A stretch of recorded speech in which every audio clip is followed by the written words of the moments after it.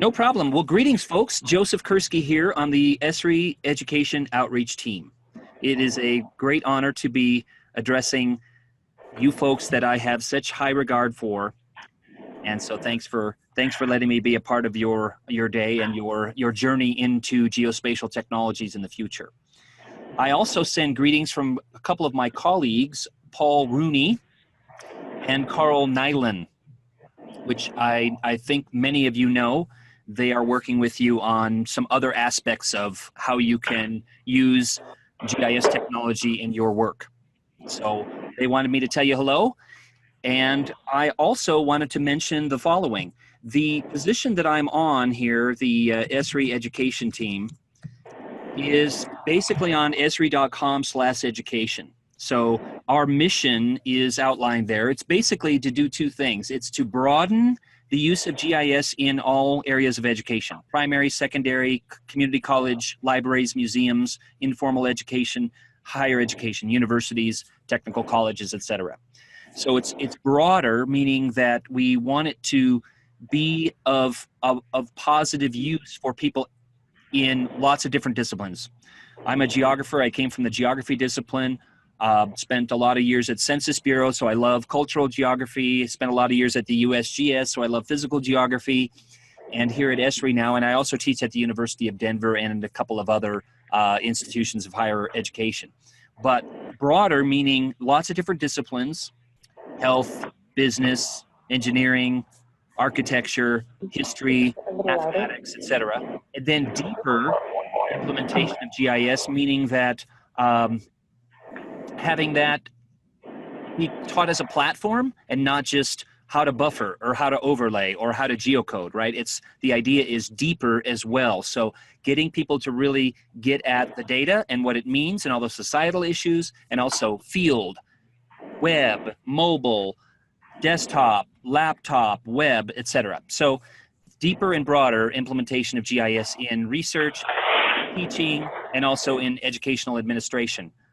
Campus safety, campus infrastructure mapping, and all that. So that's really our main area here of focus. All right, I'm going to stop video just to save on bandwidth here in a moment, but I just wanted to let you know where I am in the organization, and I am, as my team is, definitely committed to helping you in your journey moving forward. However we can be of service to you, that is our goal. We want to help you be successful. The way this partly came about, for those of you that don't know a little bit of the history, is that I wrote a book called GIS Guide to Public Domain Data, which hopefully you're seeing right here. And it's an ESRI Press book, and it's all about data: how to use it, how to know if it's any good, how to find it, how to actually make decisions with it, etc. And also related societal issues like crowdsourcing and copyright, fee versus free, location privacy, and so on and so forth. So that is the book, and because that book, as all books, are basically a snapshot in time, I wanted to keep the dialogue going because I feel that these issues about spatial data are very important. And so I also, in conjunction with that, wrote about 6 years ago now, a post about the wonderful data sets and the work that you folks are doing over there at the Lincoln Institute of Land Policy. And so because of that, I actually had a dialogue with a few folks back then, and I just updated this about a week ago with some of the more current things that you folks have. For example, since I'm an educator, I love the Atlas of Urban Expansion that you have there, looking at changes in cities over time.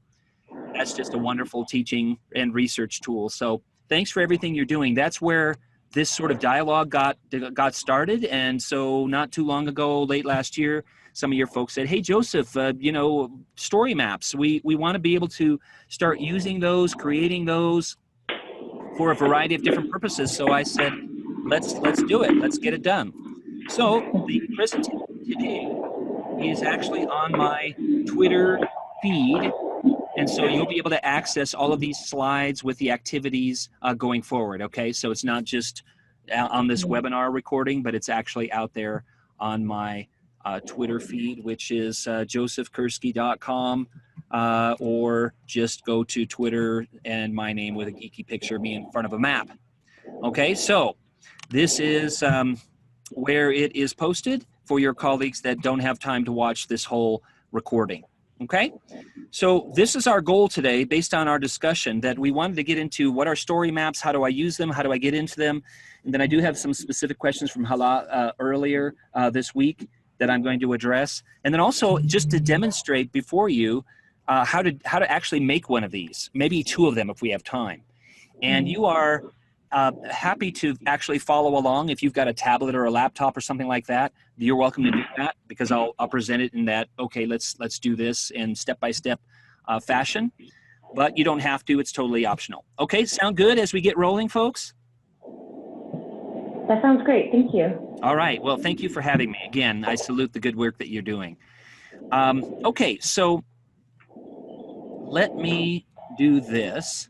Let's talk about story maps. So maps have been used to tell stories for thousands of years, right? You guys at you folks at Lincoln, us at Esri, other organizations around the world, the general public, everybody in between, have long loved using maps. Maps are very compelling. They tell great stories in a small amount of space, whether that space is in the past on paper documents or film or vellum or whatever it happened to be, stone tablets thousands of years ago, wood, etc.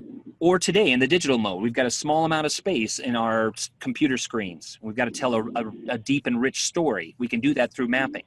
And story maps have really brought that whole long time interest of people using maps to tell stories to life, to multimedia, audio, video, text, narrative, photographs, interactive maps to tell stories about their community, their region, their world, their institution, their themes, their mission, etc.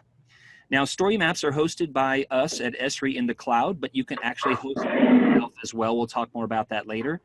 They also have a very compelling and easy to use builder function, which is very much like many other pieces of software that you've used in recent years, where you've got a series of steps and it's say, okay, step 1, do this, step 2, do this, step 3, do this, next, finish, adjust, publish, done. So those builder modes that we'll go into are extremely easy to use, and they're very powerful.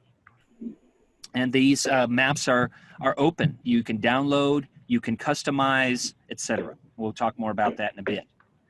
The nice thing too about these story maps is that they work equally well on a variety of different devices, as you see here, even on phones. And they include a number of different types, or what we call apps, that provide different ways of interacting with them. Now, story maps got started 5-6 years ago now by Alan Carroll, our chief cartographer at National Geographic. He came to Esri with the idea of creating these story maps. And we said, great, Alan, we've loved and respected your work for years. Please come over. Here's a team. Here's the platform. And so Alan and his team for several years made a story map per week. Pretty cool job, hey? But actually the even better thing was that when the user community started saying, hey, you know what, we can use these too. We can create our own story maps. So that's when you saw the red bars that I've got on this graph. There's almost 1 million story maps that have been created now by various organizations, public, private, nonprofits, education institutions, etc., all over the world. So it's really pretty exciting to see this. Now, one of the reasons why there's so much interest, I think, is because this whole web GIS paradigm that we're in now, where you don't have to download every single thing to your own device and manipulate it for days before you actually get a map out. You can actually create, as I hope to demonstrate today, a story map in a very short amount of time, in a few minutes even. And you don't have to be a GIS guru. Let me just show you a couple of these story maps just to give you an idea of what these look like. The Story Map Tour is one of the earliest and still most popular types of story map apps that are out there. And this particular one has been created, as you can see, from the city of San Luis Obispo. So this is a way for their police force to say, hey, you know, we have faces, we have lives, we are protecting the community, and here's who we are. So they decided to create a story map so you'd get to know who your officers were in the community and where they actually patrol. So it was a way for them to communicate their mission to the city of San Luis Obispo. Kind of a neat way of doing it, I think. And there also is a journal, a story map journal. Now, the story map journal, unlike the map tour can point to one interactive web map, but the story map journal can point to multiple interactive web maps, all living inside ArcGIS Online. And you can see here on the right side of this particular one is a sort of a navigation set of tools.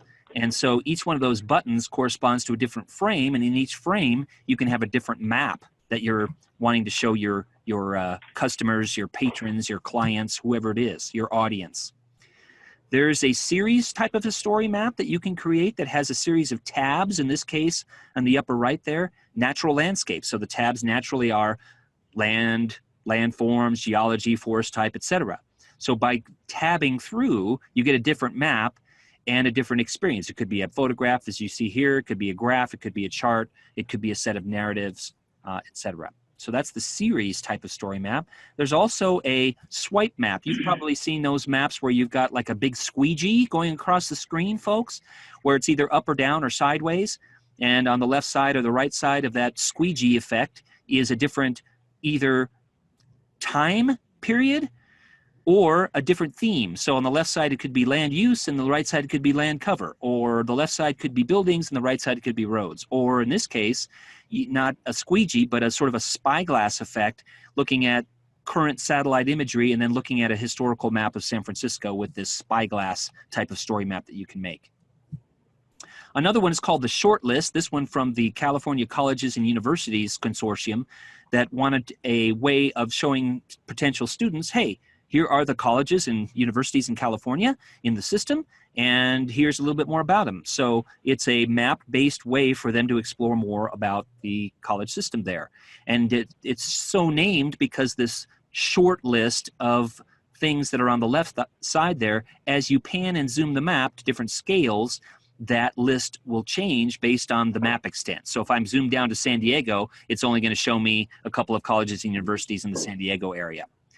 But there's more, folks. Never a dull moment with these story maps. Cascade is one of the kinds of story maps that give you sort of a immersive effect that you see in a lot of web pages nowadays. And so you can make a story map like that.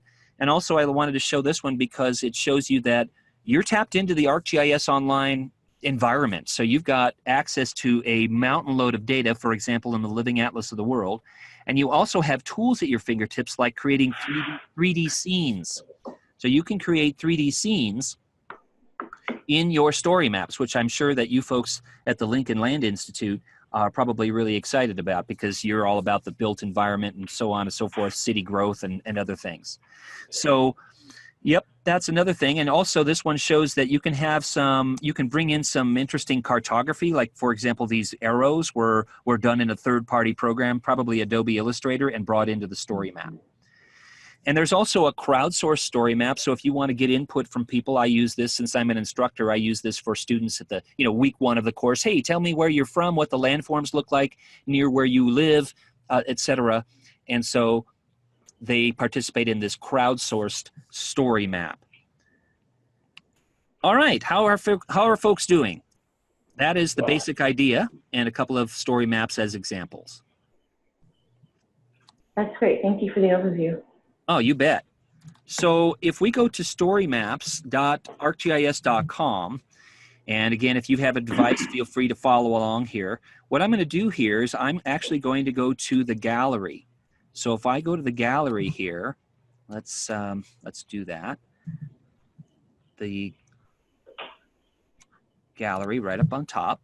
This shows you sort of the best of story maps. It's not every single story map that has ever been created, but it is a sample of what you can do with story maps. So you can browse by the app type. So these are all sort of basic story map types. You can see just from glancing at these photos, it's everything from rock bands to sports to environment, etc.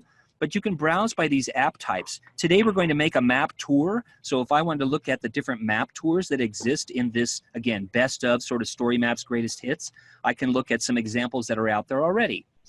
And the short list, I showed that a moment ago. Here's some other shortlist maps that you can take a look at and see what people have done, and same with the swipe and the spyglass. The story maps labs are customized story maps. So, digging deeper, that we'll do toward the end of this webinar. Yeah, there's deeper dives that you can do here, and you can do that with some of the customization tools and see some of the examples in the story maps labs. You can also browse by business or by subject matter, so business, its environment, etc. As you can see here, nature and conservation. So, for example, if I do that and I go to the subject, I can look at the different subjects there. So, very good. All, and then infrastructure, etc. Okay, so spend some time in here at some point here in the next few days if you can, while this is kind of fresh in your minds. We all have been to webinars, classes, courses, etc., where you don't touch it for the next X months because you get work happens, and you might it's April now and you're saying, what did we do with Joseph back in January? So I highly encourage you not to let that happen. Try to do something with this this week, even if it's just going to the gallery and having a browse around. You can also browse by industry, so government, nonprofit, etc., and then format. You can do that. So embedded. I want to embed my story map, let's say in my Lincoln web page. How do I do that? And what are some examples out there where they're actually embedded in someone's web page, for example? Okay.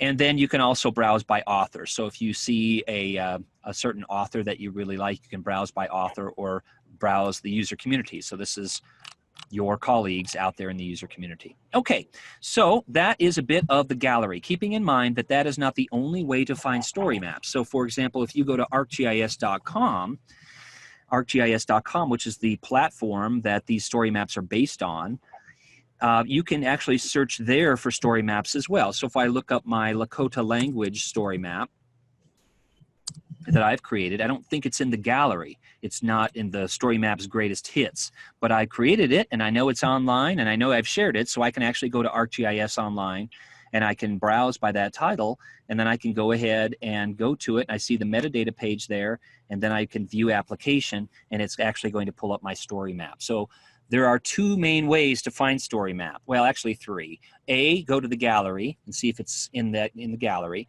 B, go to ArcGIS online and search there for a title or an author or some sort of tags or phrase or something that'll get you to it. And C, you actually create one yourself and you actually host it somewhere and you have the URL and you can just go directly to it. Okay, so those are ways to find the story maps. This particular one shows a type of story map that we're going to create later. It's called a map tour. In this particular case, I have just a bit of a enhancement to it because, and you're probably not going to be able to hear this, but you can see the little slider there, the play button. I've actually got the English word and the Lakota word for a set of landforms. So the idea there was to show people that they can use story maps to teach languages. And the overarching goal here was a bit bigger. It's actually a lot bigger than the story map itself. Our goal was to draw attention to endangered native languages, where most of the people speaking it are 50, 60, 70 years old, and the younger people aren't learning it, so it's endangered. And so we wanted to find a way to foster people learning, in this case Lakota. And it was also our planting of ideas to say, hey, if you can put these audio files into your story maps, just think of the other things you can do with audio. In the case of this particular theme, you could have tribal elders speaking about plants, animals, hydro, culture, sacred sites, etc. You could have, outside of this particular theme, you could have planners, right, talking about what they're doing with urban greenways, for example, in their community, etc. So you can do a lot with audio as well as video. As you can see here, this particular story map, I've got a video playing here where normally you would see a photograph, but you're flexible. This is a nice sandbox. I would call it a sort of a geo sandbox in here. Okay, so we've looked at the gallery, and again, these slides are all going to be available, so you don't have to be madly scribbling notes or taking screenshots or anything like that. And so this is my activity when I'm teaching this face-to-face. I always have people spend a few minutes to find a story map that's interesting or one that you'll be able to use in your own instruction and research. and be prepared to share with your colleagues. So I won't spend time during the webinar. I know time is precious to you folks, and so but feel free to do that at some point in the future. I wanted to show this. There's two examples I have in here of communicating with maps on the same theme, so you can see the difference. So first of all, as you know, I'm on the education team, so I love talking about, and I feel it's important to talk about why GIS matters to education and society. So this is a presentation inside ArcGIS Online. The presentation mode, as the name suggests, is a way for you to present content inside ArcGIS Online. So think of it as sort of like Prezi, sort of like PowerPoint, but you're using live interactive web maps in each one of these. So in this particular case, I ask people, hey, name some key issues in our world. And so we talk about, okay, all of these issues that I've got here, from agriculture to climate to biodiversity, city planning, urban sprawl, et cetera, all have a spatial component and hence GIS. So then I go through my presentation and I can skip through different things in here, some of which are maps, some of them are diagrams, some of them are text, etc. So the idea is that I'm using a presentation to tell my story there. Now that is, don't overthink it. It's basically text and interactive web maps and different base maps. So you can quickly and easily set these up and present with it. I find that they are a bit more interactive than straight PowerPoint slides. They get people talking a bit more because you have flexibility, you as the presenter, to, okay, let's pan over here to this wetland and look at it. So you've got interactivity there. But on the other hand, story maps, let's show you an example of a story map that I created with the same theme of why GIS actually matters in education and society. In this case, it's a map journal. It's a map journal. So I start off with, you know, who I am, etc., and I tab through, I arrow through, or I could skip to these slider bars over on the left side with these different points and talking about my main themes. So in some of these frames, as you can see, I've got an image. In some of them, I've got a picture. I've got I've got videos. I've got links, etc., web pages, and so on. So it's my way of presenting the content through a story map. And obviously, this took me a bit longer to set up than the presentation, but I think they're both valid ways of presenting and communicating. And I just wanted to lay those beside you all today. Okay. All right. Now, there are several advantages, I think, to story maps, and you wouldn't be here on this webinar with me on this fine winter day if you did not at least have some interest in it. So I won't go through every single one of these, but basically, folks, it is a way for you to communicate your mission, your themes, your topics of the quarter or of the year with your, again, customers, stakeholders, audience. I'd also like you to think about this. There is a wonderful posting